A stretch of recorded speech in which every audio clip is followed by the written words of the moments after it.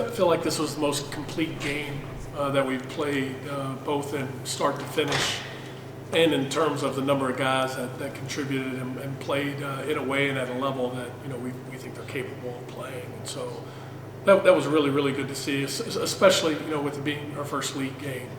And the bottom line is, as we talked about before, we've got three guys that have won a lot of games in this league, and Trey Robinson and Sam Benson and Marquez Warwick.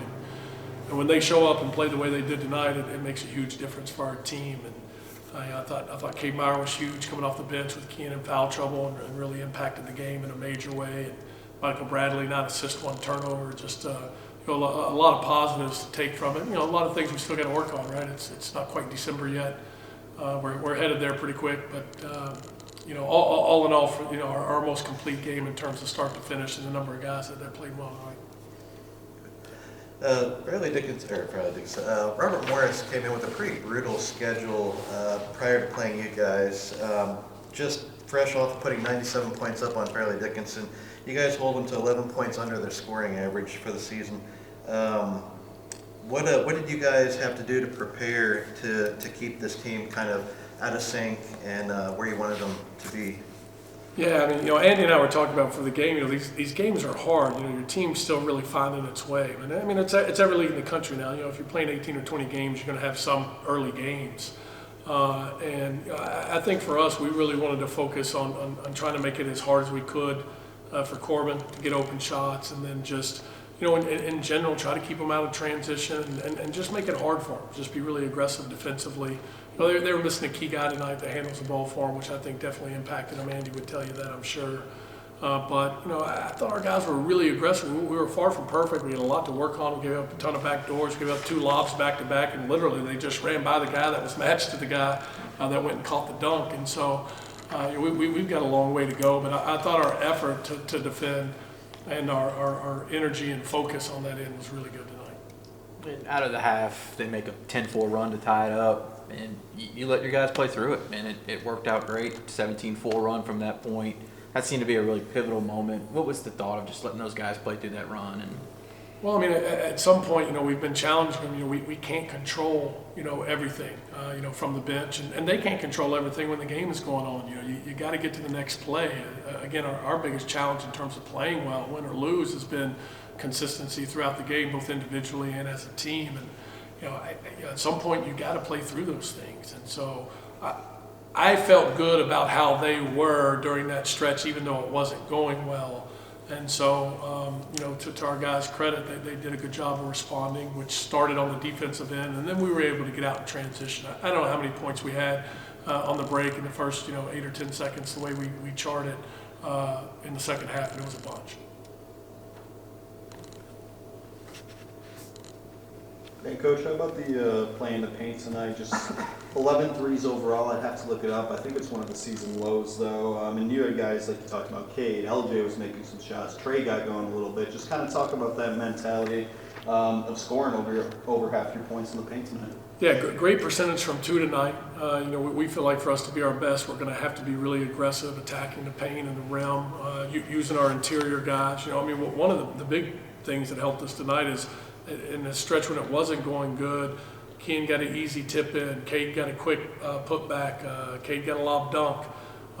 There's some easy baskets coming from bigs, and I thought Marquez Warwick was terrific tonight, playing really physical as well. In a game where they weren't extending a whole lot defensively, we were still able to get to the foul line, I think 19 times. And so those are some things: the interior play, the physical play of our guards on offense. And the ability to get to the foul line, I think that are really helping us, to be able to, in a game where we've got 29 at the half, to get to 77. I know we've been bringing him up a lot. How about Michael's play again tonight? 9 assists again, coming off the bench, really running that point well. Kind of take us through his evening. What it's done is really helped us, go with LJ Wells and let him play through some things and continue to develop. And then give us some flexibility coming off the bench because, Mike on the perimeter, we can move some guys around, and Trey can play inside and out. And so I think from that standpoint, it's really helped our team, and Michael has responded in an unbelievable fashion. Somebody brought up earlier to me today, similar to what happened with Trayvon Faulkner. Trayvon Faulkner was an all-time starter, or most starts in NKU history. And we felt like it might help him play better and help our team if he came off the bench. And the key to doing that is you've got to have a high character player that's about winning above all else, that's willing to do it. And Michael has taken it like a man and a professional, and just kind of said yeah, no problem, and come in and played even better and really impacted our team. With Corbin, you mentioned just making him take tough shots tonight, and this league obviously has some elite scorers.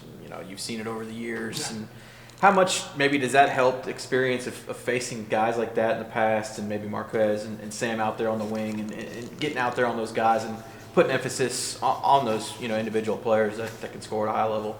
I think it matters, and as we talked about earlier, I think our veteran guys, when they do a good job of emphasizing those things, not only doing the right things but talking, during a possession to help everybody else do it, it makes a big difference, and we're going to go as those guys go. They've got the experience in these games, and they understood league play started tonight, and I thought we saw that response from them.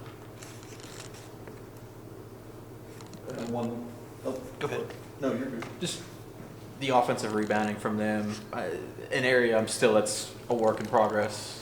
It is, and one of the challenges with how we play is that we may not be the best defensive rebounding team because of how we play defensively. That's why steals and deflections are so important. So in a game, I think we still ended up with 11 steals. Is that right?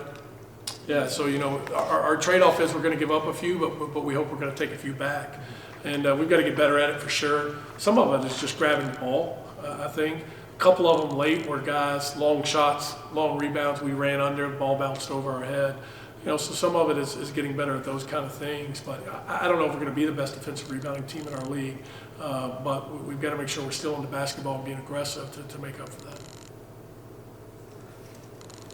Coach, just wondering, so this is kind of a loaded question, but how good does it feel knowing that you win the points in the paint, you win by 18 points, who many would consider to be, your starting postman, Keek, gets, fouled out after 14 minutes of play, but you still have all these guys coming in and getting minutes and keeping you guys ahead. How good does it feel knowing that even if Keek plays aggressively and gets himself in trouble, that you've got a lot of backup?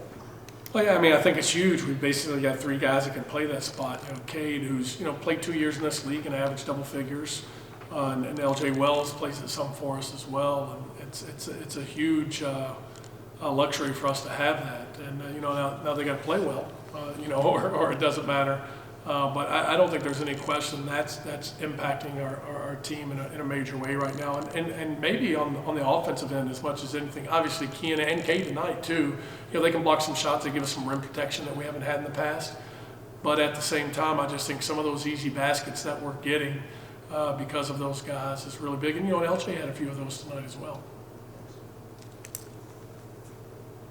And just to end on a fun one with you, Coach, and it was Evan's questions to the guys, so I can't take full credit, but Quez throws it up to Sam. Sam slams it down. What was kind of going through your mind? Did you think he was going to go up and get that one? Great pass. Yeah, I've seen Sam do that before. I think he's definitely capable of it. The controlling head coach in me is like, okay, guys, the celebration is nice, but we call timeout so we can regroup and get locked in, on the defensive end. But it was a great play, and I think the most important thing is that Quez had the confidence to throw it, and Sam had the confidence that Quez was going to throw it and make it good, and went and got it. And you need those guys kind of having that synergy between them and that confidence in each other, because that feeds to the other guys. So it's a great basketball play. Do we call you guys the cream and black now with the jerseys, or what? Creams are nice. They are? Appreciate the higher ups approving those. The important thing about that is the players love them. Yeah. Right? It took I don't know, it might have been an act of Congress when we got the grays a couple of years ago, but the guys love them, and I think that's the most important thing. We want our guys to feel good about it. All right, thanks, guys. Thanks.